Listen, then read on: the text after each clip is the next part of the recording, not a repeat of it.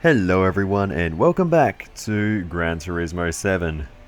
Goodness me, it is pouring with rain outside, not sure if you can hear that in the background. But anyway, today we are doing something that has absolutely nothing to do with the car on screen. It's just what I happen to be in at the time of recording this intro. But anyway, today we'll be saving up the money to buy a Formula 1 car in Gran Turismo 7. Specifically the McLaren MP44 from 1988. And I'm not going to do this through my usual money grinding method of doing that 1 hour race at Spa that I showed off in the previous episode of GT7.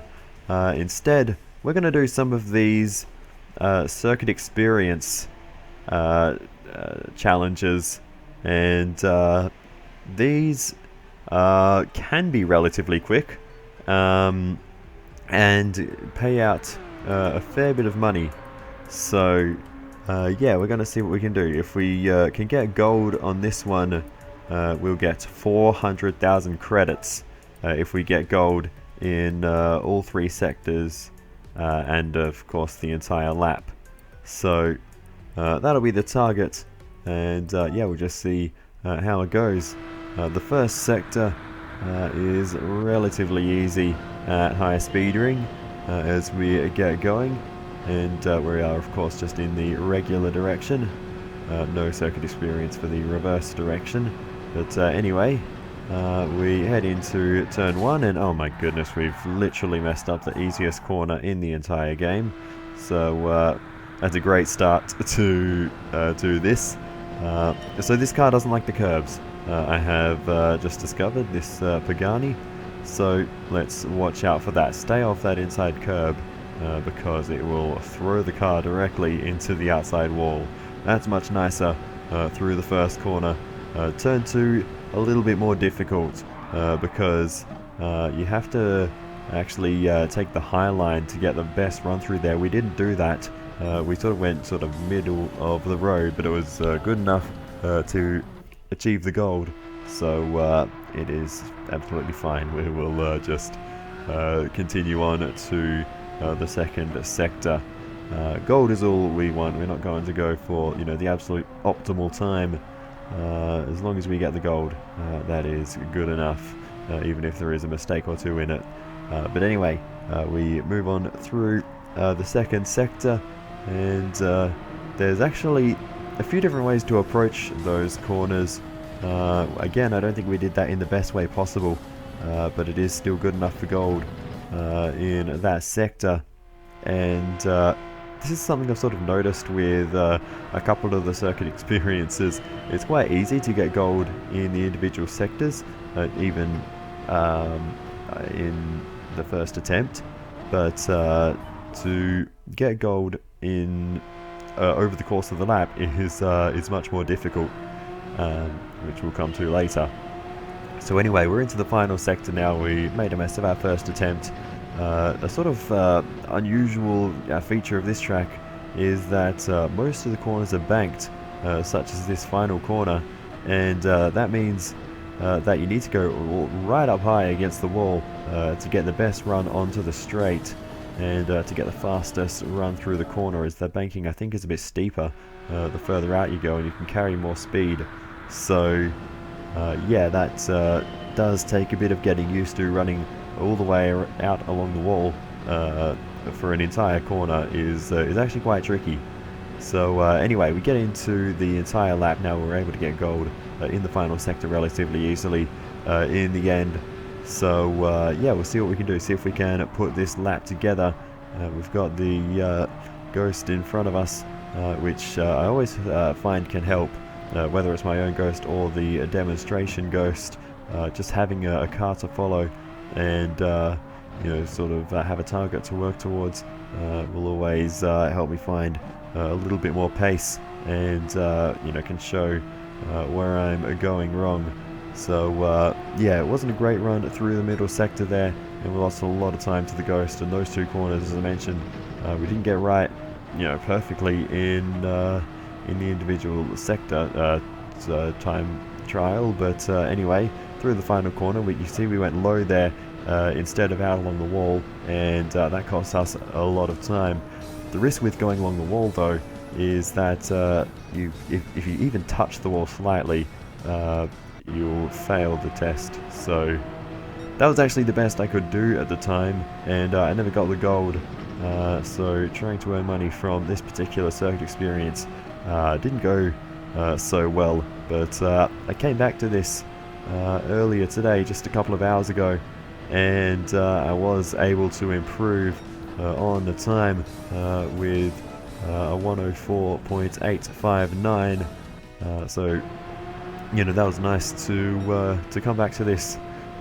What is this, like 10 months later, and from the original attempts, and find a little bit of improvement over what we did back then. But from that lap, I knew there was more in it.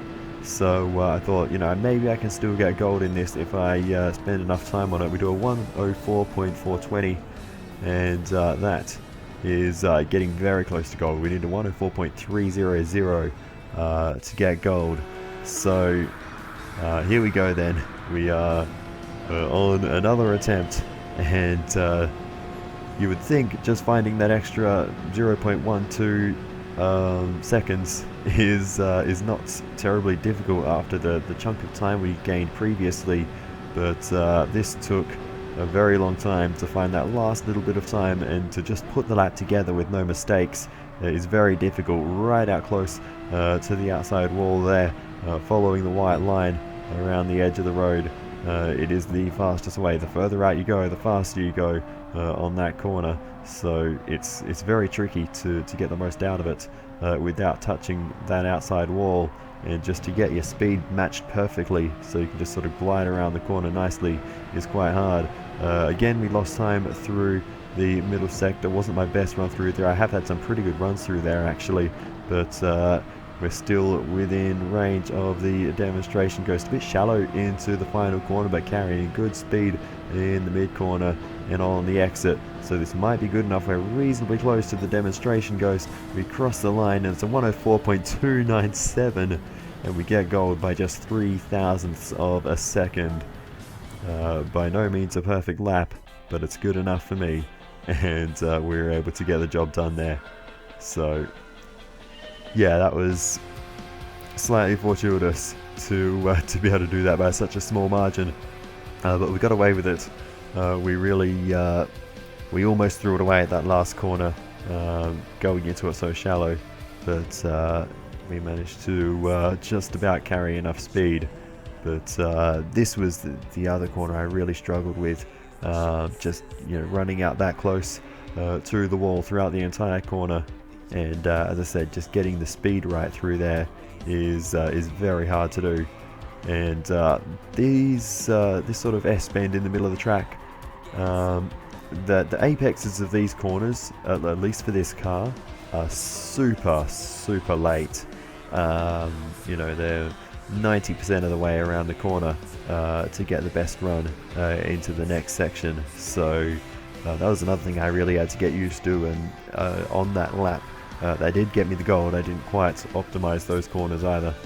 So yeah, like I said, not a perfect lap, but it was enough to get the gold, and we can finally move on to the next one. And as you can see, this recording much more recent than the previous ones, and there is the 400,000 credits finally for getting the job done in that one. So next we're going to go to a much easier track. This one only has 3 corners, so surely this cannot possibly be difficult to get the gold on Blue Moon Bay Speedway. So we'll see what we can do. We've got an Aston Martin for this one, so we'll see how this goes as we race our way down towards the first corner. Only 2 sectors on this track as well, which we've made a bit of a mess of that, so this will probably not be a gold, unfortunately, or maybe it will be. That was still good enough somehow, despite the mistake. That probably shouldn't be gold, but I'll take it. and we move on to Sector 2.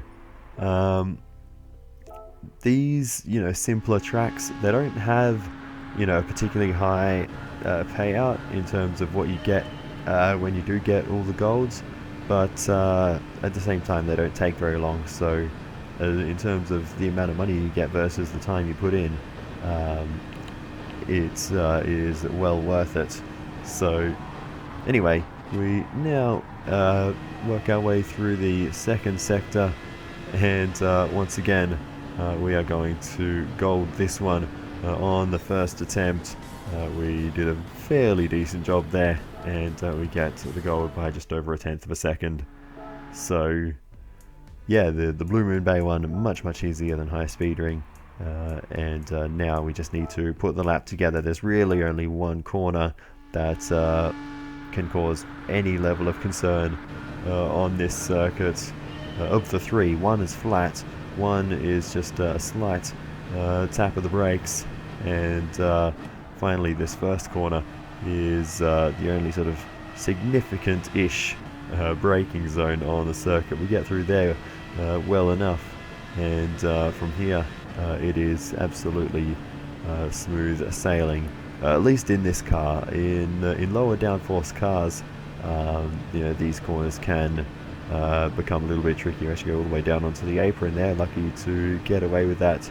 Thought it might fail us there, but anyway, slight decrease in speed through the left-hander here, no big deal, and this should be an easy gold for us as we come across the line going down the banking, and that is a 45.148, and a relatively easy gold by just over 1/4 of a second.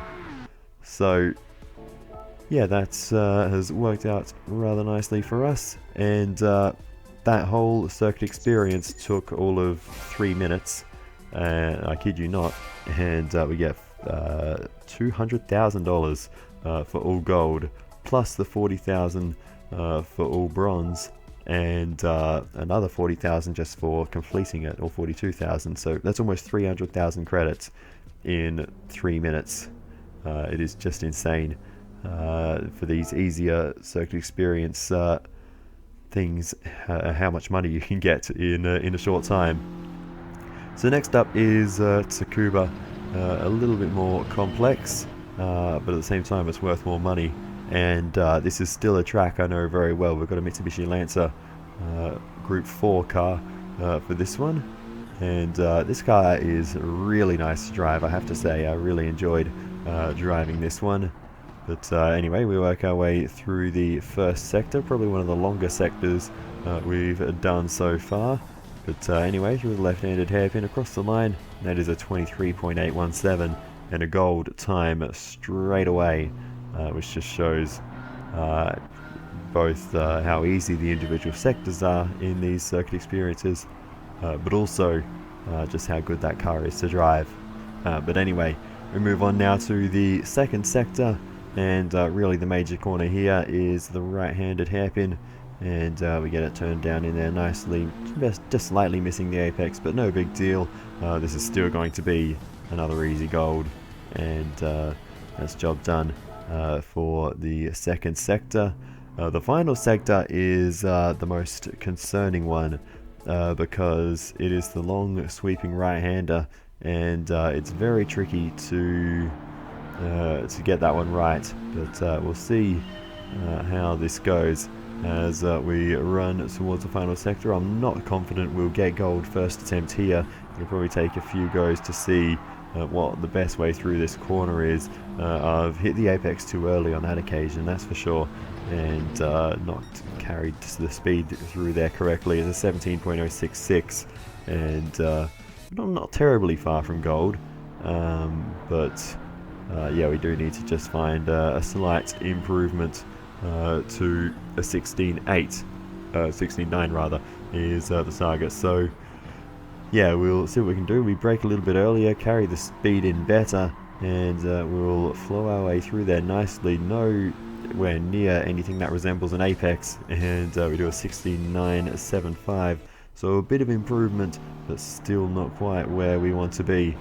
We just need another 3/4 of a tenth, and that will get us there. So into the final corner once again, this time going much faster into the corner, taking a fairly late apex. Still should have been a bit later, but regardless, it's enough, and we do a 16.604, and that is enough for the gold by almost 3/10 of a second.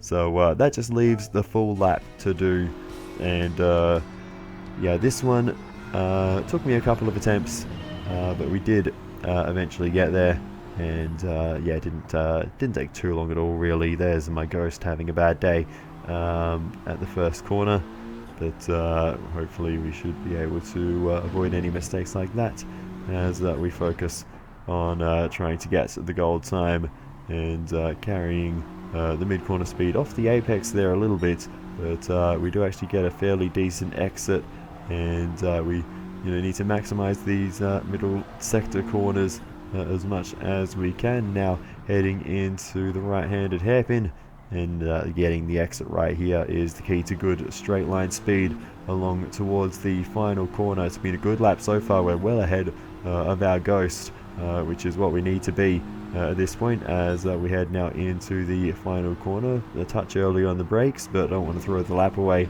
at this point when it's going well.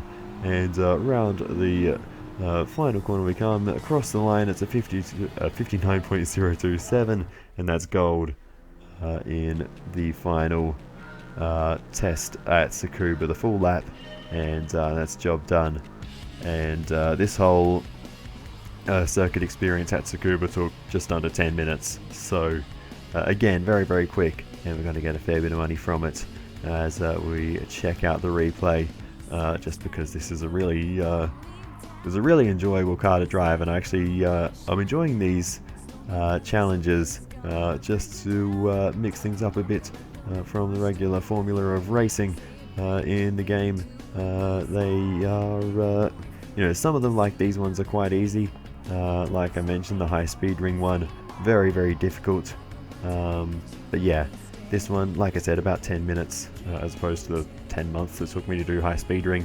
So it varies, but it also depends on the car. This car was much nicer to drive than the one at high speed ring, which was just a little bit of a handful. It wasn't too bad, but it could be a little bit sketchy at points. But anyway, there's the lap in just under a minute, and now we can move on to the next one. Actually, that gives us a whopping 300,000 credits for all gold. So we are raking in the money from these. Next up, we're going to Monza, a relatively simple circuit, but it is a real world. Well, I mean, so Tsukuba is also a real world circuit, but it is a world-renowned circuit, is Monza, and the payout for this one, despite being quite a simple circuit, is fairly high.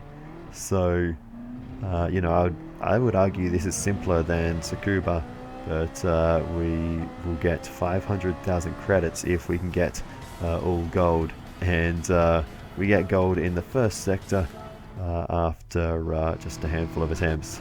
So yeah, this one is coming fairly easy so far. Second sector at Monza is just Curva Grande.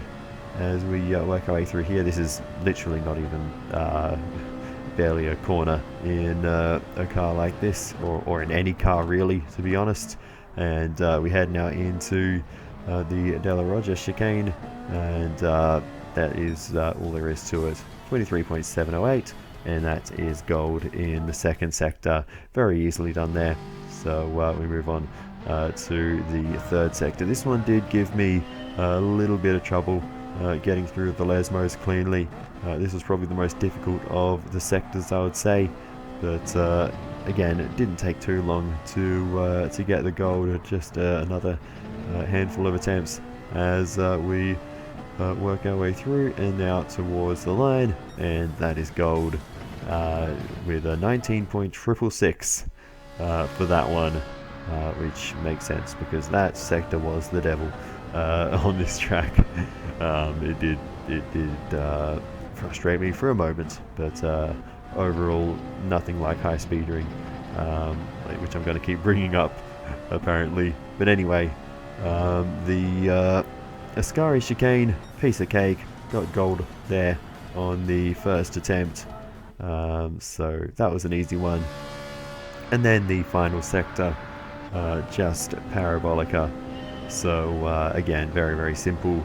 It does break it, each the sectors do, break the track down into individual corners more or less, or chicanes. So it's not particularly hard to just get it right on one occasion and get the gold. But yeah, first try again for Parabolica, and now we get into the full lap, which is where things started getting a bit more tricky on this circuit. Getting the gold for the full lap did take me a little while longer than what it did at Tsukuba, but overall again it wasn't the worst. And you'll see here that it wasn't even like high speedering, it wasn't even a perfect lap that got us the gold time in the end. We got a very bad exit out of the Variante del Resifilio as we now head towards the Del Roger chicane. We'll need to try and make up a little bit of time through here, skating it in over the curb. And again, that we got through there pretty well actually. As we now head into the Lesmos, this is where I've been struggling a little bit overall, missing the apex of Lesmo number 1, losing a lot of time to the Ghost, and now we're sort of losing touch with it to the point as we miss the apex of Lesmo 2 as well, where it's not even really useful to have a Ghost to follow at the moment. So yeah, we are just left to our own devices. We head into the Ascari chicane, miss the apex there, and try to carry the speed as best we can. Wasn't too bad in the end, despite missing the first apex. And what I've decided to do here is I was messing around with this reset ghost position, trying to work out what it does. I thought it might bring the ghost back to me if I flicked it on and off. What it actually does is reset the ghost every time you cross a sector line.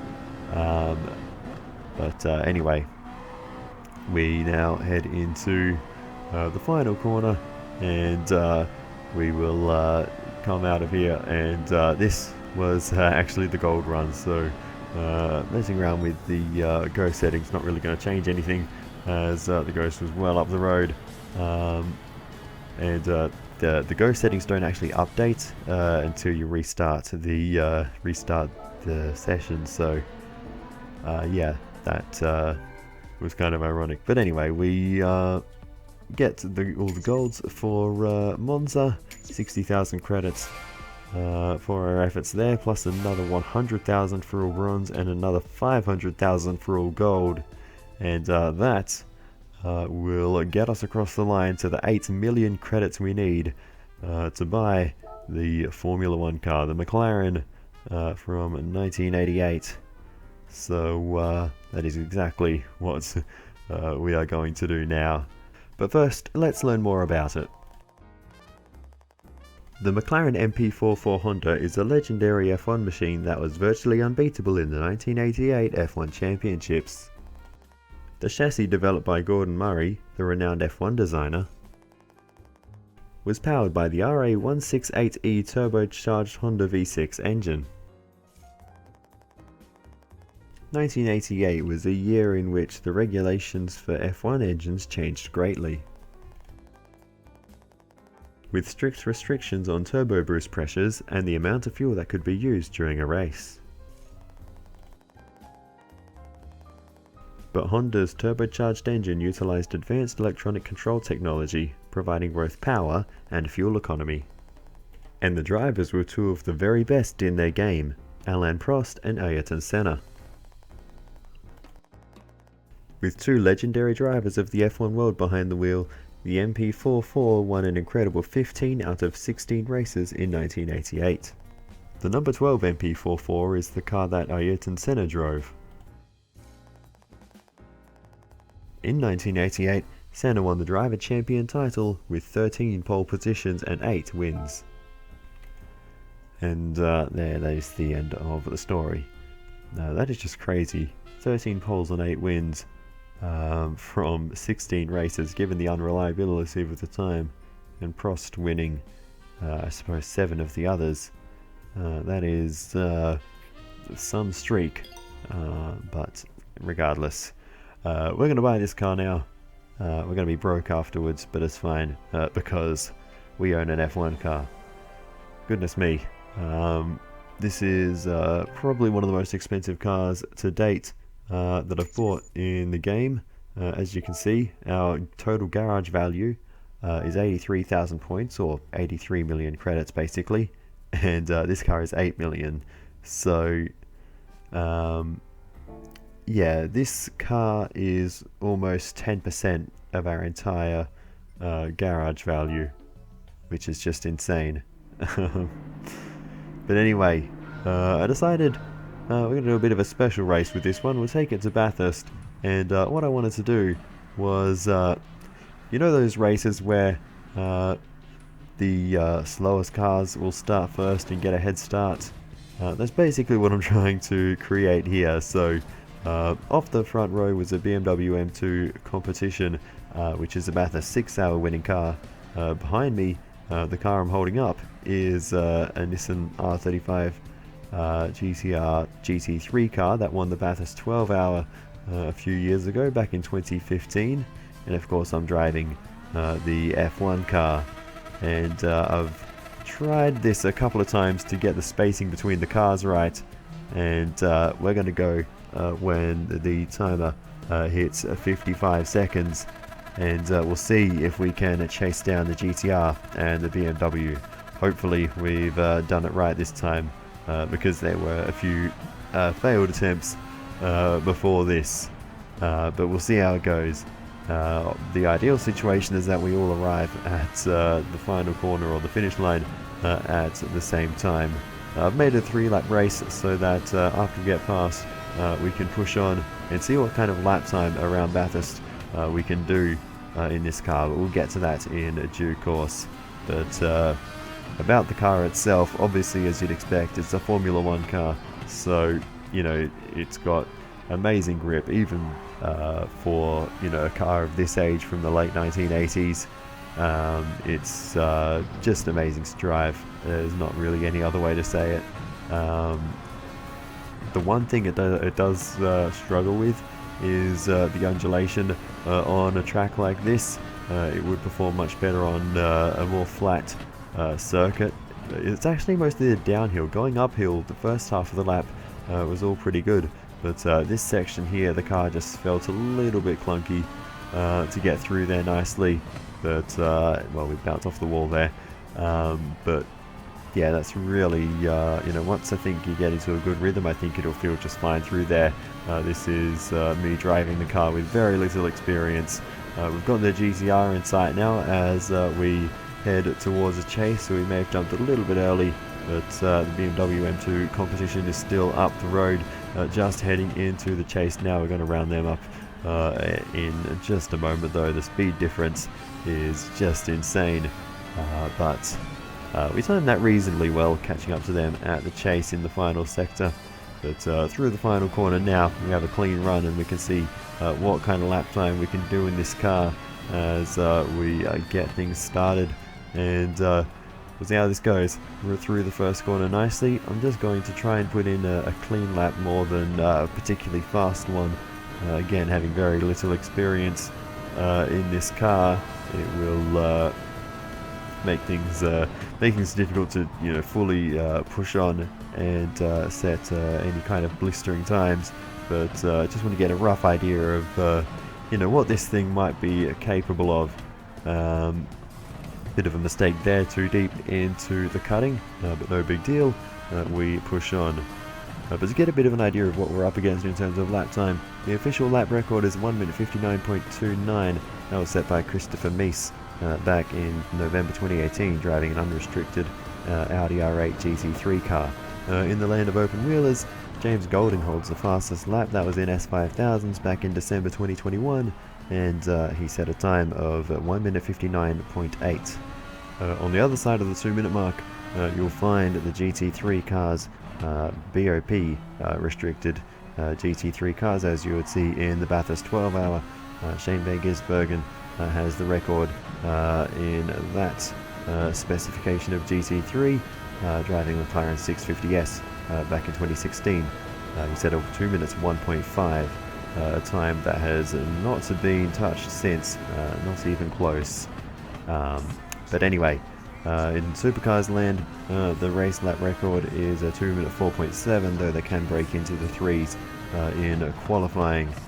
So with all of that context given, we'll see what this lap looks like that we're about to finish now. It's a 1 minute 49. Goodness me. That is insane. Wow. This car is ridiculous. I mean, there was nothing really to compare this to in terms of real lap times. Of course, I guess there was the times that I think it was Jenson Button and Craig Lowndes set back in the day in an F1 car, but they were not official lap times, so I'm not sure what those were. But anyway, we're just messing around up the escape road, going to go visit the Bathurst Museum before we come around to finish off the lap.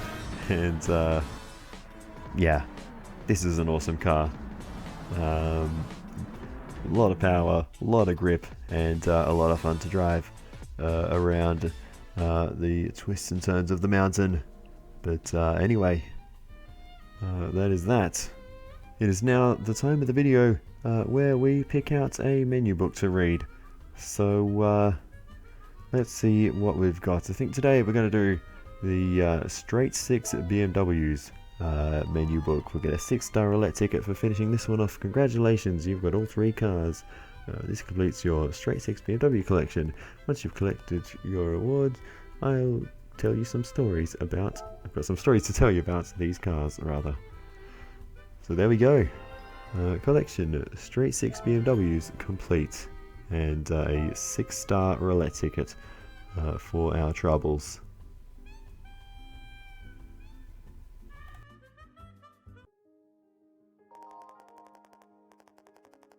These 3 Straight 6 BMWs are the picks of their respective eras. A magnificent collection indeed. BMW, or Bavarian Engine Works, was a company that cut its teeth building engines. It's right there in the name. Although, historically speaking, its first engines were built for aircrafts, not automobiles. In 1917, the company released its first product, a straight 6 engine called the BMW Yeah. Considered a perfectly balanced engine, the straight 6 layout cancelled out all rocking among its cylinders. Offering high reliability and performance, it was used to power countless famous aircrafts. Having made a name for itself in engine development, BMW next turned to automaking, producing many renowned cars and automobile engines. But the highest praise has always been reserved for its smooth as silk straight 6s. The E46 M3 was a major achievement in this field, and the last M3 to carry a naturally aspirated straight 6. Not only is its S54 3.2 litre engine highly responsive, but it also roars like a lion. Although BMW also built V8s for the M3, it never abandoned its straight 6. The M2 competition is one excellent example of this return to form. Propelled by a twin-turbo 3-litre straight 6, this compact missile is capable of hitting rocket-level speeds. Tracing one's way along the M family tree, one is bound to come across many great straight 6 cars. And the 3.0 CSL from 1973 is definitely one of them.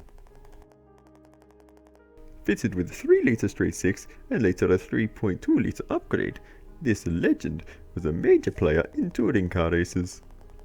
Some 130 years have passed since automobiles adopted the internal combustion engine. Yet few have left their mark on history quite like BMW's ever-evolving Straight 6. Alrighty then. Thank you for that little story, Luca. We now head back to the home and we will check out this 6-star roulette ticket and see what we get from it. It is another case of all engines, so we're going to win an engine swap for something, and it is, or the engine is a Porsche engine from the 911 Carrera RS from 1992. So an old Porsche engine, but the car we can switch that into is none other than this beast, the Samba bus. So that is one we're going to go ahead and do now, and that'll be a fun little toy to play around with at some point. An engine swapped Samba bus. Look at the power increase. We go from 33 horsepower with the stock engine to 255. That is just ridiculous. 8.4 torque to 33.2. That's a massive increase as well. Slightly heavier, more than 3 times the displacement. So yeah, that is going to be crazy. But anyway, we have one regular race to get into for this video. It's the Brands Hatch FR Challenge 550, and we are going to be using the Need for Speed liveried BMW that appeared in the Bathurst 6-hour video some time ago. My Luca voice almost came back there for a second, but anyway, we get going. It's only a 3-lap race to finish off this video, and this car should be pretty quick, so we'll see how this goes. Running out a little bit wide there, but we'll keep things moving in the right direction as we try and make our way forwards through the field. And a bit of an aggressive move there, forcing our way through on the inside, but that's one move done up into P11. Only a 12 car field for this one, so not a ton of work to do to get to the front as we drift a little bit off the road there. Let's pay attention, stay on the black stuff. It's much faster than the green stuff. Anyway, up the inside, that's job done. A bit of a slide on the exit, but we move ourselves up another position into the top 10, up into 9th now with a bit of straight line speed. And this is all coming to us rather easily so far as we gain and gain on the next car, P8. We'll see if we can find our way through to the inside. We'll have a little peek down the inside into the right-hander, and we get the job done. The curbs here don't seem to be too bad so far as we continue to make places up. One more now into P7.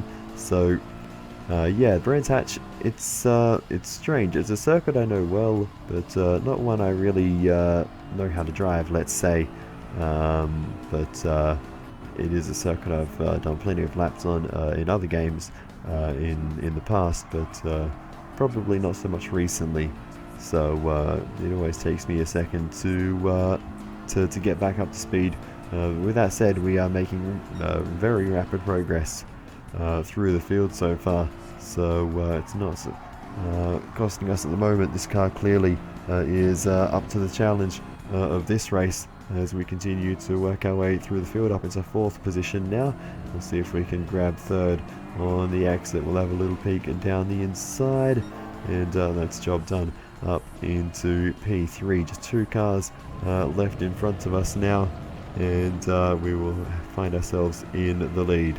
So let's see if we can close the gap. They're both running very close together, so let's see if we can join this little fight for the lead as they begin to hold each other up with a little bit of moving around and defending, looking for the overtake, etc.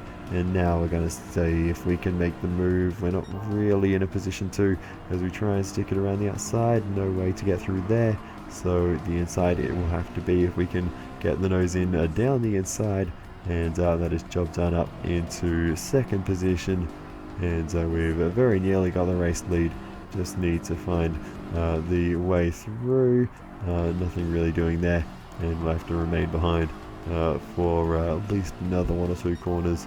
And now out of the left-hander, we may have a straight long enough to draw alongside. We stick the nose out, and we get a nice run up into the race lead, and that was all very much controlled. This car is very, very quick for this event, it seems.